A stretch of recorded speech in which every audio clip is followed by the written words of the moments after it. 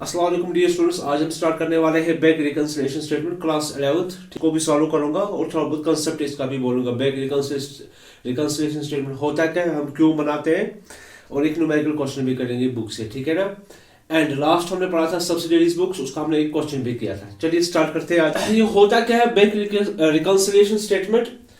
इसको जानने से पहले आप लोगों को कैश बुक पूरा आना चाहिए, ठीक है ना। अगर आपको कैश बुक नहीं आता तो ये आपको समझ नहीं आ पाएगा बैंक रिकंसिलिएशन स्टेटमेंट। तो अगर आपको कैश बुक की वीडियो देखनी है तो मेरे पुरानी वीडियो चेक कीजिए, मैंने कैश बुक में भी लेक्चर दिया है, उसके मैंने क्वेश्चन भी सॉल्व किए हैं, ठीक है। तो कैश बुक होता क्या है, थोड़ा सा हम इसमें जानते हैं।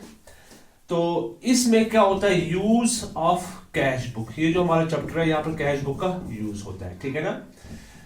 तो कैश बुक का कौन सा कॉलम, डबल कॉलम वाला, ठीक है ना, डबल कॉलम। ये हमारा कैश बुक होता था, ठीक है, डबल कॉलम, ठीक है। अच्छा, इसमें क्या आता था, ये कैश आता था और ये बैंक हुआ करता था, ठीक है ना। इसमें कैश होता है और ये बैंक हुआ करता है, ठीक है ना। यहां से क्या आते थे, रिसीट्स, यहां पर क्या होते हैं, पेमेंट्स, ठीक है ना। तो ये वाला कॉलम हमें नहीं चाहिए इस चैप्टर के लिए, हमें कैश वाला कॉलम नहीं चाहिए, हमें कौन सा कॉलम चाहिए, बैंक वाला कॉलम। तो आप लोगों को पता होगा, अगर हमारे पास कैश आता है हम क्या करते हैं, प्लस और उसे यहाँ पर लिखते हैं, ठीक है ना।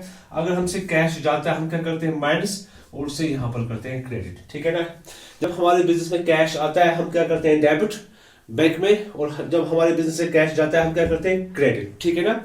रियल अकाउंट है डेबिट वर्ड का machine, credit word goes out, या कैश जब इंक्रीज होता है तो डेबिट, जब कैश डिक्रीज होता है तो क्रेडिट, ठीक है ना। अच्छा, एक और स्टेटमेंट है बैंक स्टेटमेंट, ठीक है, बैंक स्टेटमेंट। जिस बैंक में आपका अकाउंट होगा उसका स्टेटमेंट या पासबुक आपने देखा होगा, ठीक है ना। बैंक स्टेटमेंट है पासबुक। तो मान लो ये उनका डेबिट है और ये क्रेडिट है, ठीक है ना। तो बैंक में जब हमारा पैसा जाता है तो उधर क्या होता है, जब बैंक में पैसा जाता है, बैंक में जब प्लस होता है तो वहां पर क्या होता है, क्रेडिट, और बैंक से जब पैसा कटता है वहां पर क्या होता है, डेबिट। इसका उल्टा होता है बैंक में।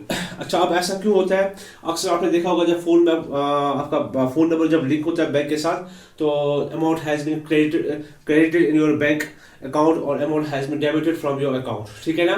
क्रेडिट का मतलब क्या होता है कि पैसा आ गया आपके अकाउंट में, डेबिट का मतलब क्या होता है, पैसा चला गया, निकल गया आपके अकाउंट से।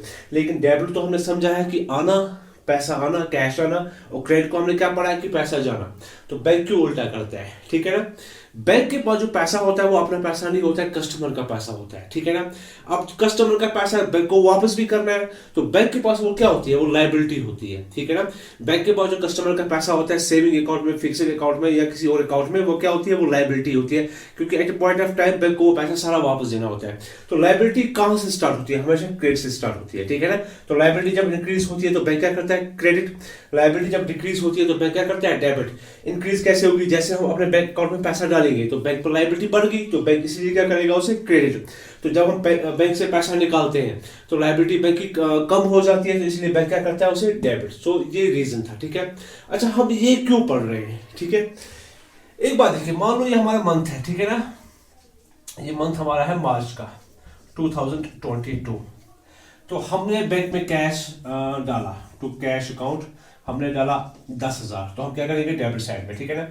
उसके बाद हमने कैश निकाला बाय कैश अकाउंट 5,000, ठीक है। तो जब हम बैलेंस करते हैं, आपको याद होगा, हम ऐसे बैलेंस करते हैं 10,000 और हमारे पास बचा कितना, at the end of month by balance carry down 10,000 account में थे, 5,000 निकाले तो बचे कितने, 5,000। तो हम ये मान के चलते कि हमारे अकाउंट में कितना होना चाहिए इस टाइम, बैलेंस 5,000, ठीक है ना। लेकिन कुछ रीजन है, कुछ फैक्टर होंगे, कुछ कारण होंगे, हमारा बैंक अकाउंट जो है वो क्या दिखा रहा है, इससे कम बैलेंस दिखा रहा है। अच्छा, हमारे पास कितना होना चाहिए था बैंक अकाउंट में, हमारा 5,000, ठीक है ना। तो हम अपने अकाउंट चेक बैलेंस चेक करते हैं, फोन से करो या इंटरनेट से बैलेंस चेक करते हो, और यहां पर आपको पता है कितना दिखता है बैंक अकाउंट में, सिर्फ 3,000 दिख रहा है, ठीक है। तो 2,000 की क्या हो रही है, डिफरेंस आ रही है। अच्छा, ये डिफरेंस क्यों आ रही है, इसकी रीजन क्या है, इस डिफरेंस के रीजन क्या है, हमारे अकाउंट में कितना होना चाहिए था 5,000, लेकिन दिख कितना रहा है यहाँ पर 3,000, 2,000 कम दिख रहे हैं हमारे बैंक अकाउंट में। क्या हमने गलती की, क्या बैंक वालों ने गलती की, क्या हम कोई एंट्री लिखना भूल गए, या बैंक वाले कोई एंट्री लिखना भूल गए, हमसे मिस्टेक हुई या बैंक से मिस्टेक हुई, या ऐसा है कि हम दोनों से मिस्टेक नहीं हुई, कुछ और हुआ, ठीक है ना। तो ये जो मिसमैच है, ये जो मिसमैच है किसका, कैश बुक का और पासबुक का जो मिसमैच है, ठीक है ना, इस मिसमैच को मैच आया कैश बुक में और पासबुक में या बैंक स्टेटमेंट, ठीक है, ये 2,000 की जो डिफरेंस आई, इसका रीजन क्या था, इसका काज क्या था, ठीक है ना, किस वजह से हुआ, हमारी मिस्टेक से हुआ, बैंक की मिस्टेक से हुआ, या कुछ और हुआ। तो उन रीजंस को, उन काजेस को हम एक जगह रिकॉर्ड करते हैं, एक स्टेटमेंट में हम रिकॉर्ड करते हैं, ठीक है। उस स्टेटमेंट को बोला जाता है बैंक रिकंसिलिएशन स्टेटमेंट। तो अब आप लोग जान लोगे बैंक रिकंसिलिएशन स्टेटमेंट क्या होता है। हमारा जो कैश बुक का जो बैंक कॉलम है और हमारा जो पासबुक है, अगर ये आपस में मिसमैच हुआ, ठीक है ना, इसकी बैलेंस आपस में टैली नहीं हुई, टैली तो हमें करनी है ना, इसको हमें टैली इसके साथ करना है, ठीक है ना। जितना यहाँ पर बैलेंस आ रहा है उतना यहाँ पर भी बैलेंस आना चाहिए हमारे पासबुक में, लेकिन यहाँ पर क्या दिख रहा है 5,000, यहाँ पर क्या दिख रहा है 3,000। तो कोई तो रीजन होगा कि ये मिसमैच क्यों हुआ है। तो उन रीजन को, उन कॉजेस को हम एक जगह रिकॉर्ड करेंगे, ठीक है ना। तो एक स्टेटमेंट में हम रिकॉर्ड करेंगे, उसी स्टेटमेंट को बोला जाएगा बैंक रिकंसिलिएशन स्टेटमेंट। तो अब आपको समझ आ गई बात कि बैंक रिकंसिलिएशन स्टेटमेंट क्या होता है। कैश बुक और पासबुक में जो मिसमैच होता है, जो डिफरेंस होती है बैलेंस की, वो क्यों है, उनके रीजंस क्या है, उनके काजेस क्या है, उनके फैक्टर्स क्या है, उनको एक जगह रिकॉर्ड करना है और लिखना है कि वजह क्या है, ठीक है, किसकी गलती है, किस वजह से वो मिसमैच आया। तो उसे बोला जाता है बैंक रिकंसिलिएशन स्टेटमेंट। चलिए अब फॉर्मेट देखते हैं बैंक रिकंसिलिएशन स्टेटमेंट का। स्टूडेंट्स देखिए, ये हमारा स्टेटमेंट है bank reconciliation statement, sorry bank reconciliation statement. Date यहाँ पर बहुत जरूरी है, डेट एज ऑन किस डेट के लिए बन रहा है। ये पर्टिकुलर्स है, ये प्लस वाले आइटम्स और ये माइनस वाला फिगर्स, ठीक है ना। प्लस इसमें आएगा और माइनस इसमें आएगा। कैसे आएगा, क्या होगा, मैं आपको अभी सिखाऊंगा, ठीक है ना। तो कुछ रूल्स आप याद रखिए। हमें क्या करना है, हमें टैली करना है कैश बुक को किससे, पासबुक से, या पासबुक को टैली करना है किससे, कैश बुक से। पासबुक में जो बैंक का स्टेटमेंट आपका है, ठीक है ना। फिर हमें देखना है अगर मिसमैच आ रही है, ठीक है ना, अगर हमारी बैलेंस मिसमैच आ रही है, उनके रीजंस, उनके फैक्टर्स को हमें यहाँ पर लिखना है क्यों मिसमैच आ रहा है। अच्छा, जो एंट्री टैली हो गई, ठीक है ना, हमने बैंक में कैश डाला 5,000 और बैंक ने भी दिखाया 5,000, तो उसे हमें यहाँ पर रिकॉर्ड नहीं करना है। जो मैच हो गया, जिसकी टैली हो चुकी है, वो हमें यहाँ पर लिखना नहीं है, ठीक है ना। हमें वही वाली एंट्रीज यहाँ पर लिखनी है जिनकी वजह से मिसमैच आ रहा है, जिनकी वजह से हमारी बैलेंस डिफरेंट दिख रही है, किससे, बैंक से, ठीक है, या बैंक को अगर लेंगे तो कैश बुक से हमारी बैलेंस का डिफरेंट दिख रही है, उनकी रीजंस, उनके फैक्टर्स को हमें यहाँ पर रिकॉर्ड करना है, ठीक है। तो ये होता है हमारा स्टेटमेंट, ठीक है ना। तो होगा क्या, जो स्टार्ट में है, ठीक है, बैलेंस स्टार्ट में लिखा जाएगा यहाँ पर balance as per cash book, ठीक है ना, या बैलेंस एज पर पासबुक, ठीक है ना। अगर आपने यहां पर स्टार्ट किया कहां से, कैश बुक से, तो टैली किससे करोगे उसको, पासबुक से। नीचे आएगा balance as per passbook answer. अगर आपने यहां पर स्टार्ट किया बैलेंस एज पर पासबुक से, तो नीचे आएगा कैश बुक से। तो दो टाइप के क्वेश्चन हो सकते हैं, या तो आएगा balance as per cash book, या आएगा आपको बैलेंस एज पर पासबुक, ठीक है ना। Balance as per cash book means आपको टैली करना है पासबुक से, अगर बैलेंस एज पर पासबुक आया तो आपको टैली करना है किससे, कैश बुक से। अच्छा, एक रूल है, इजी एक ट्रिक है, प्लस क्या होगा माइनस क्या होगा वो आप ध्यान दीजिए, ठीक है ना। एक सिंपल सी इजी ट्रिक है। ये रहा हमारा कैश बुक एंड ये रहा हमारा पासबुक, ठीक है ना। हम कैश बुक में जानते हैं जब हम पैसा आता है हमारे पास, हम क्या करते हैं, प्लस प्लस मीन्स यहाँ पर डेबिट। जब पैसा निकलता है हम क्या करते हैं, क्रेडिट, माइनस। तो पासबुक में क्या होता है, बैंक स्टेटमेंट, जब पैसा आता है तो क्या होता है, प्लस क्रेडिट, जब निकलता है तो क्या होता है, डेबिट, ठीक है। अगर हमने क्वेश्चन स्टार्ट किया balance as per cash book से, तो ये जो है ये हमारा टारगेट बुक रहेगा, टारगेट बुक, ठीक है। अगर हम क्वेश्चन हमारा जो है, हमारा जो ये स्टार्ट होता है बैलेंस एज पर पासबुक, फिर टारगेट बुक ये वाला रहेगा, ठीक है ना। याद रखिए, अगर हमारा क्वेश्चन स्टार्ट होता है balance as per cash book से, तो टारगेट बुक हमारा पासबुक रहेगा। अगर हमारा क्वेश्चन स्टार्ट होता है एज पर पासबुक से, तो टारगेट बुक हमारा क्या रहेगा, फिर कैश बुक। अच्छा, आप बोलोगे सर टारगेट बुक क्यों बता रहे हैं आप, ठीक है ना। तो जो भी एंट्री जिससे भी हमें बैलेंस में डिफरेंस या मिसमैच हो रहा है उसका इफेक्ट पासबुक में क्या पड़ रहा है। अगर उसका इफेक्ट यहाँ पर प्लस हो रहा है तो यहाँ पर भी प्लस करेंगे, अगर उस एंट्री की वजह से यहाँ पर क्या हो रहा है माइनस हो रहा है पासबुक, तो यहाँ पर भी हम क्या करेंगे माइनस। बस ये फॉर्मूला ये रूल आप याद रखिए, इजीली आप 2 मिनट में आप एक एक क्वेश्चन कर लोगे, ठीक है ना। एग्जाम में आपको एक एक मिनट में सारे क्वेश्चन का आंसर मिल जाएगा, ठीक है ना। उतना कोई डिफिकल्ट नहीं है, बहुत ईजी चैप्टर है। चलिए हम स्टार्ट करते हैं। हमारे पास बुक है, बस बुक है वी वासन बुक है हमारे पास, अकाउंटेंसी वी वासन क्लास 12 जेके बोस में रिकमेंडेड बुक की है।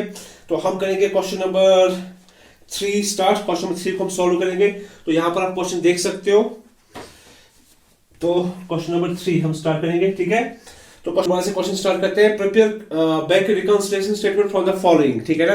तो हमें बैंक रिकंसिलिएशन स्टेटमेंट बनाना है।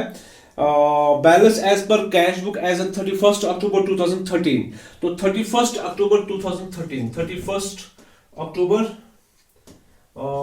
2013 डेट जरूरी लिखनी है क्योंकि चलिए तो पहली एंट्री हमारे पास है balance as per cash book as on 31 October 2013 48,000। तो हमारे पास 48,000 है। Balance as per cash book, balance as per cash book बोला है, balance as per cash book as at 31 October 2013 48,000। तो हमारा क्वेश्चन स्टार्ट होता है balance as per cash book. तो रूल आप याद रखिए, अगर यहां से स्टार्ट हुआ तो टारगेट बुक हमारा क्या रहेगा पासबुक। अगर प्लस होगा तो उसमें प्लस करेंगे, अगर माइनस होगा तो उसमें माइनस करेंगे, ठीक है ना। कितना है हमारे पास 48,000, ठीक है ना। अच्छा उसके बाद cheque is drawn but not yet presented. Cheque हमारी पहली एंट्री है cheques drawn but not yet presented, ठीक है। हमारे कुछ क्रेडिटर्स थे, हमें उनको पैसा देना था, ठीक है ना। तो हमने उनको क्या दी, हमने उनको चेक दी जब हमारे अकाउंट से जो पैसा निकालो, ठीक है ना। तो जैसे हमने उनको चेक दी हमने कहा उनको हमारे अकाउंट से पैसा निकालो, ठीक है ना। Cheque is drawn but not yet presented. Ruchi है 6,000 एंड नेहा है 3,600, ठीक है ना। तो यहां से समझो हमने माइनस किया 6,000 और नेहा है 3,600। हमने माइनस किया कितना 9,600 हमने माइनस किया कि हमने बोला कि पैसा गया हमारे अकाउंट से, लेकिन बट नॉट येट प्रेजेंटेड। रुचि और नेहा ने अभी तक हमारे अकाउंट में चेक नहीं डाल दिया, अभी तक हमारे अकाउंट से पैसा नहीं निकाला है। अब मुझे बताइए पासबुक में इफेक्ट क्या होगा, हमारा अकाउंट ज्यादा दिखेगा या कम दिखेगा।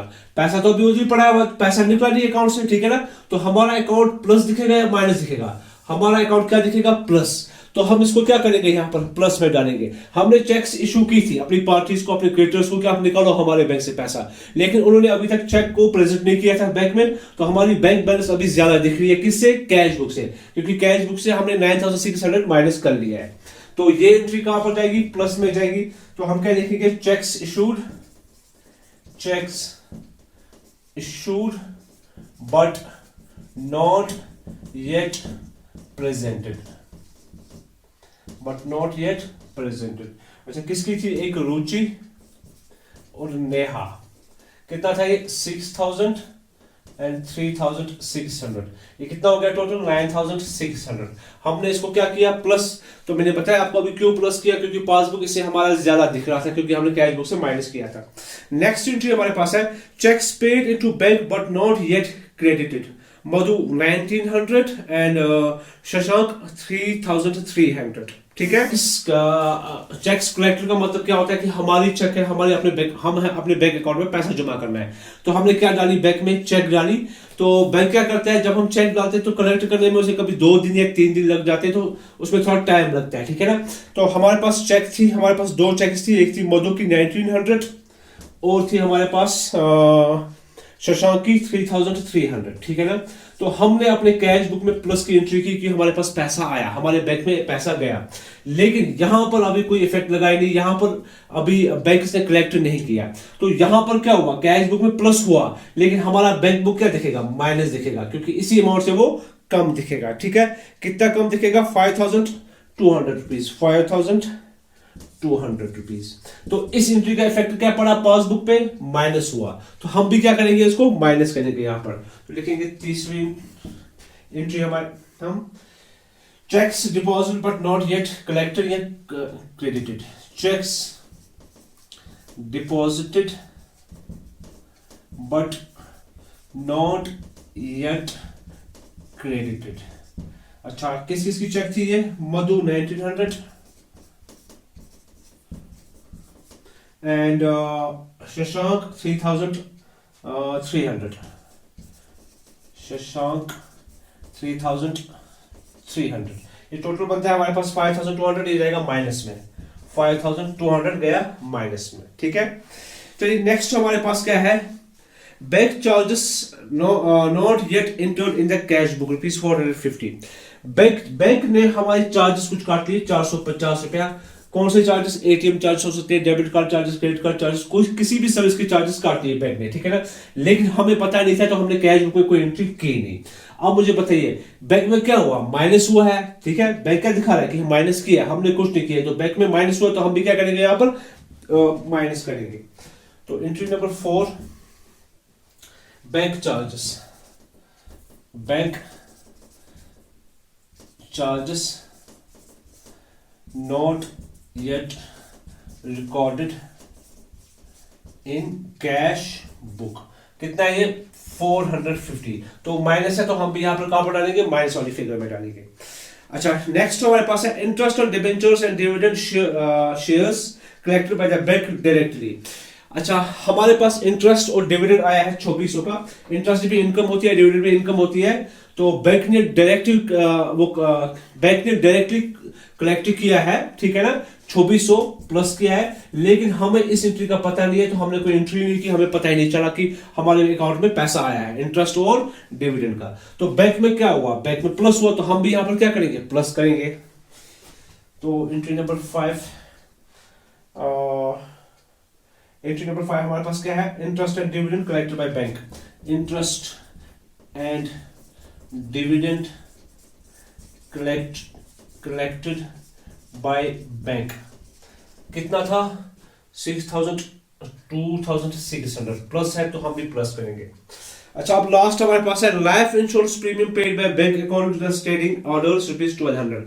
हमने बैंक को ऑर्डर दिए थे कि आप हमारे अकाउंट से हर महीने 1200 या हर क्वार्टरली या 6 मंथली 1200 आप काटना हमारे अकाउंट से LIC प्रीमियम में, ठीक है ना। तो बैंक ने हमारे अकाउंट से पैसा काट लिया, कितना, 1200 हमारे अकाउंट से पैसा काट दिया। लेकिन हमें पता ही नहीं चला, हमने कोई इफेक्ट नहीं किया, तो कैश बुक में हमने कोई एंट्री की नहीं। तो बैंक में क्या हुआ, बैंक में प्लस हुआ या माइनस हुआ, तो बैंक में क्या हुआ, माइनस। हम यहां पर भी माइनस करेंगे इसको। Entry number 6, life LIC premium paid by bank directly, कितना, 1200 माइनस वाले में डालेंगे। तो अब हमारा क्वेश्चन खत्म होने को आ गया। तो उसके बाद हम टोटल करेंगे, कौन सा साइड बड़ा है, ऑब्वियसली ये वाला साइड बड़ा होगा, प्लस वाला। ये आता है 60,200 दोनों साइड में लिखेंगे। और जो डिफरेंस यहां पर लिखेंगे उसे लिखेंगे बैलेंस एज पर। अगर हमने कैश बुक से स्टार्ट किया तो बैलेंस एज पर पासबुक आएगा। अगर हमने किसी क्वेश्चन में अगर हमने स्टार्ट किया होता पासबुक से तो balance as per cash book आता। अच्छा, बैलेंस कितनी आ रही है, 60,200 में से निकालो 5,200 एंड माइनस 450 माइनस 1200, ये आता है हमारे पास 53,350।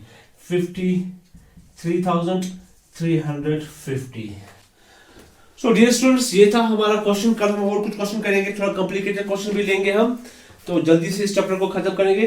तो आपको मेरा कंटेंट पसंद आ रहा है, मेरे लेक्चर पसंद आ रहे हैं, तो आप वीडियो पे लाइक भी कीजिएगा और कमेंट भी कीजिएगा। तो चैनल को सब्सक्राइब भी कीजिए और शेयर भी कीजिए, ठीक है।